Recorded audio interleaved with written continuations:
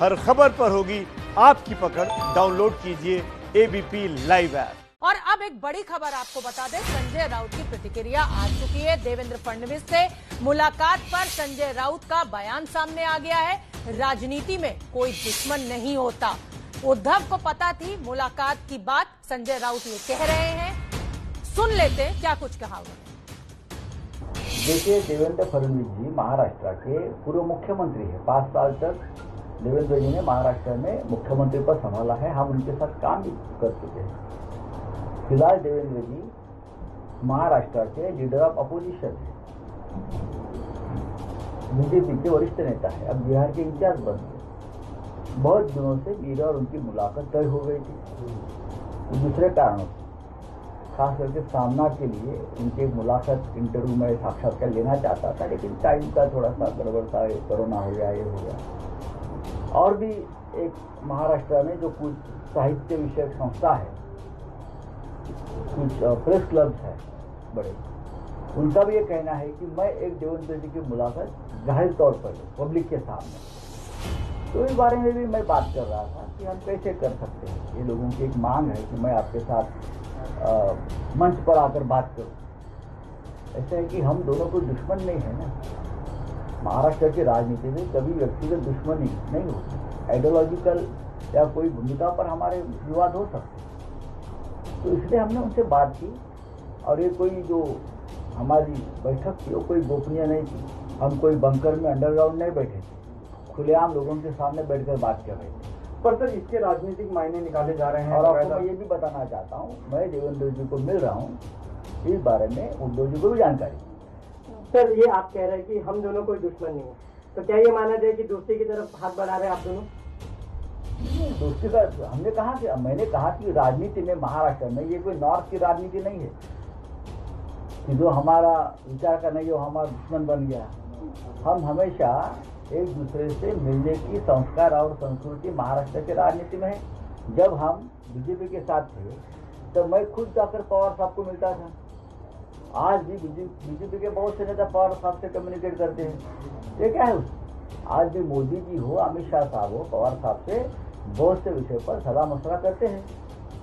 मुख्यमंत्री उद्धव ठाकरे भी आज भी प्रधानमंत्री मोदी जी को अपना नेता मानते हैं। मैं भी मानता हूँ, जिसके प्रधानमंत्री है। तो ये तो हम भी जानते हैं कि राजनीति में कोई परमानेंट दोस्त नहीं होता, कोई परमानेंट दुश्मन नहीं होता। लेकिन हाँ, ये जो मुलाकात हुई है इसके मायने जरूर कुछ ना कुछ है। हमारे साथ हमारे सहयोगी गणेश ठाकुर जुड़ रहे हैं। किशोर तिवारी जी नेता हैं शिवसेना के, वो भी हमारे साथ मौजूद हैं। श्वेता शालिनी जी बीजेपी की नेता हैं, और प्रवीण कुंटे नेता एनसीपी के। आप सभी का बहुत बहुत स्वागत एबीपी न्यूज पे। गणेश ठाकुर, आपसे शुरुआत करूंगी। क्या मायने निकाले जाए, क्या कह रहे हैं आपके सूत्र, क्या कुछ पक रहा है? जी देखिए, एक आपको ये बात बताना चाहूंगा कि आइस ब्रेकर जो इस पूरे रिश्ते को लेकर था, तो आइस ब्रेक कहीं ना कहीं हुआ है क्या, ये या इसकी शुरुआत है क्या, ये बात हम यहाँ पर निश्चित कह सकते हैं। लेकिन ये बहुत प्रीमेच्योर होगा ये कहना कि दोनों ही पार्टियां एक साथ आके सरकार बनाएंगी या सरकार गिराएंगी।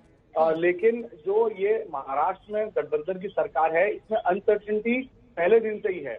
चाहे वो कोरोना की समस्या को लेकर हो, चाहे वो पुलिस की बदलियों को लेकर हो, चाहे वो पोस्टर में फोटो नहीं छपने को लेकर हो, या फिर एक बार जब उद्धव ठाकरे को खुद कहना पड़ा था कि सत्ता की जो स्टेयरिंग है वो उनके पास है, क्योंकि अच्छे लगाई जा रही थी कि अजीत पवार या एनसीपी सरकार चला रही। तो इस तरह के मतभेद कहिए या इस तरह की जो बातें हैं वो लगातार इस सरकार को लेकर पहले दिन से की जा रही है। और शिवसेना में भी एक गुट है जो ये मानता है कि उनका नेचुरल अलाय कोई होगा तो वो बीजेपी है।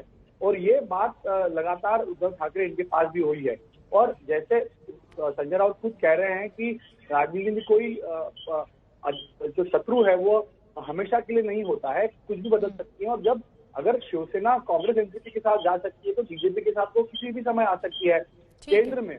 देखिए, अब बातें इस तरह की होंगी, अगर ये बात बनती भी है तो केंद्र के लिए या राज्य के भले के लिए दोनों एक साथ आएंगे। इस तरह की लगातार बातें अगर ये मेल होता है तो इस तरह की बातें होंगी और इसी ग्राउंड पे आगे सरकार बनाई जाएगी। लेकिन फिलहाल के लिए शुरुआत हुई है बातचीत की। दिल मिले ना मिले, हाथ मिलाकर आगे चलें, इस तरह की भूमिका बिल्कुल। दिल मिले ना मिले, हाथ मिलाने शुरू हो चुके हैं। जिस तरीके से बीजेपी और शिवसेना की पुरानी मित्रता रही है, लेकिन सरकार बनाने को लेकर जिस तरीके से कांटा फंसा, उसके बाद दोनों अलग खेमे में दिखाई दे रहे थे। मेरे साथ श्वेता शालिनी जी, बीजेपी की नेता, जुड़ी हुई हैं।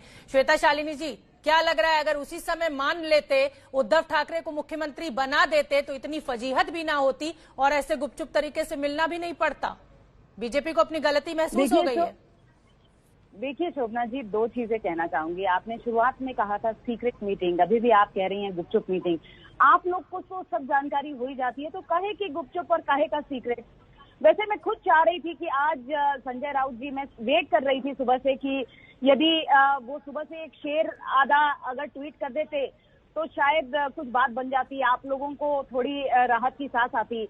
लेकिन आज मैं ही एक उनके बदले में शेर अर्ज कर देती हूँ। किशोर तिवारी जी, जरा ध्यान से सुनिएगा। दोस्ती में दोस्त का खुदा होता है, पर महसूस तब होता है जब वो जुदा होता है। तो इसीलिए ये शेर संजय राउत जी की तरफ से मैंने कह दिया। बाकी संजय राउत जी खुद कह चुके हैं वो सामना में एक इंटरव्यू लेना चाहते हैं। उन्होंने ये डिक्लेरेशन तब किया था जब वो शरद पवार जी से बात कर रहे थे। तो बहुत जरूरी है। और देवेंद्र जी ये इंटरव्यू देना नहीं चाहते थे क्योंकि उन्हें लगता था कि वो अनएडिटेड इंटरव्यू नहीं सामना में वो लोग छापेंगे या दिखाएंगे, इसीलिए वो इस चीज की वार्तालाप करने के लिए वहां बैठे। फिर कुछ लोगों ने हमसे कल पूछा था कि भाई 2 घंटे क्या बात हुई, तो लंच पे यदि मुलाकात हुई तो लंच खत्म हुए बिना तो नहीं उठा जा सकता है। बाकी और भी विषय हैं, जैसे देवेंद्र जी, माननीय उद्धव जी किसी कारणवश पूरे महाराष्ट्र राज्य में नहीं घूम पाए हैं इस कोरोना के आवेश में, लेकिन देवेंद्र जी ने हर जगह पर घूमा है। उन्हें ग्राउंड लेवल का रिपोर्ट है उनके पास, तो हो सकता है संजय राउत जी वो कलेक्ट कर रहे हो या सेंटर से कुछ मदद मांगनी हो। चलिए, मतलब शिवसेना जो है वो एमसीडी पे भी काबिज है, आप निकाय में काबिज हैं, लेकिन उसके बावजूद ग्राउंड रिपोर्ट के लिए आपको बीजेपी के नेता से मिलना पड़ता है। थोड़ा विश्वास करना मुश्किल है। लेकिन किशोर तिवारी जी, शिवसेना के नेता भी मेरे साथ जुड़े हुए हैं।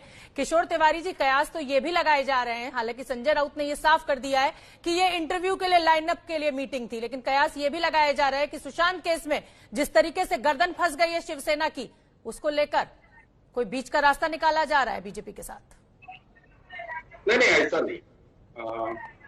शोभना जी, मैं एक बताऊं कि जब ये पिछले साल सरकार नहीं बन रही तभी मैंने बोला था कि नितिन गडकरी को ले आएंगे तो आधे घंटे में सरकार बन जाएगी, लेकिन उस वक्त उनको विश्वास नहीं रखा गया और कह रहे थे कि 53 सीट वालों को हम सीएम पद क्यों देंगे। तो गणेश ठाकुर तो बहुत ट्रैक करता है शिवसेना बीजेपी को, तो उसने जो खबर लाई है, अब देखो 9 नवंबर तक ऐसी कोई घोषणा नहीं होंगी जिसकी आप कयास लगा रहे।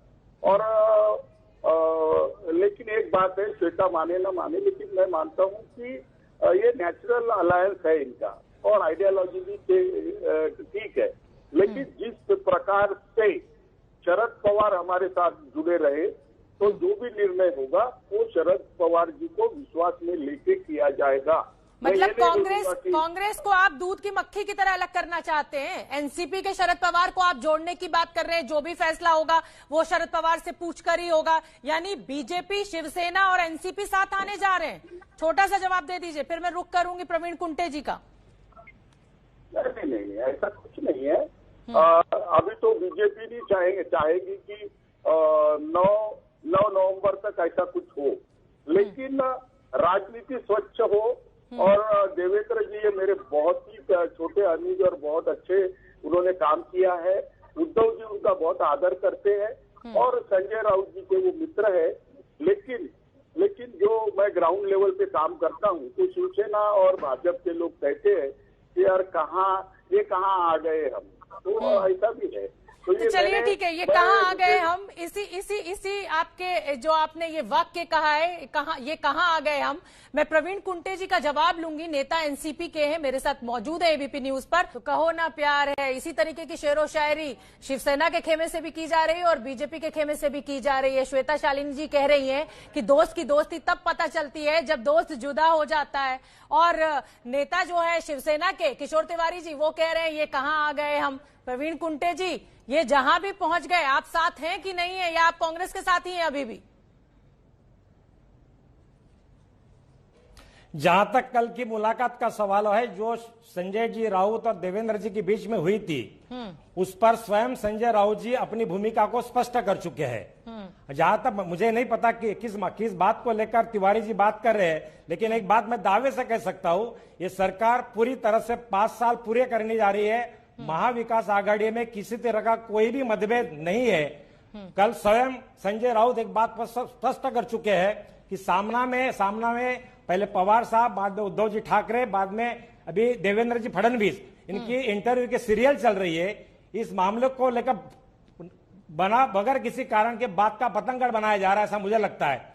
और जहां तक सरकार का सवाल है, जब तक पवार साहब इस सरकार के साथ एक चट्टान की तरह खड़े हैं, तब तक इस सरकार में कोई परिंदा भी पैर नहीं मार सकता। ये सरकार पूरी तरह से 5 साल पूरा करेगी। प्रवीण जी, और जो स्वयं संजय राउत ने कहा है वही।